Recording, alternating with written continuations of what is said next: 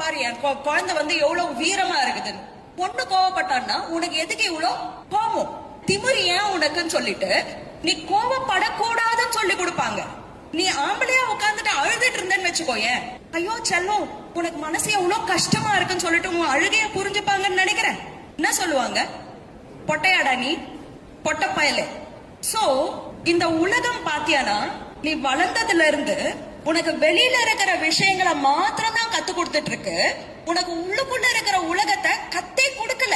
உனக்கு என்ன இமோஷன் வருது, அது பயமா, அது தயக்கமா, அது பொறாமையா, நீ அதை எப்படி மேனேஜ் பண்ணணும், அது எதுவுமே நம்மளுக்கு சொல்லி கொடுக்காததுனால நான் கேரண்டி பண்றேன், இங்க உட்கார்ந்து இருக்கிற நீ 18 வயசு 17 வயசு போன ஒரு வருஷத்துல உனக்கு என்ன இமோஷன் வந்துச்சுன்னு நான் கேக்குறேன். எனக்கு டக்குன்னு சொல்ல.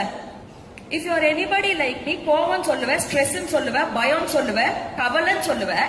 பட் யாராவது கீர்த்தனியா நான் எழுந்துக்கிறப்பவே எனக்கு எவ்வளவு நன்றி உணர்ச்சி வந்துச்சுன்னா, எங்க அப்பா அம்மா காலை தொட்டு அம்மா எனக்கு இந்த பிறவியை கொடுத்தாயே, நன்றி தாயே அப்படின்னு சொல்லிட்டு நன்றி உணர்ச்சியில எத்தனை பேர் எழுந்துக்கிறோம், திருப்தியில எத்தனை பேர் எழுந்துக்கிறோம், உற்சாகத்துல எத்தனை பேர் எழுந்துக்கிறோம்.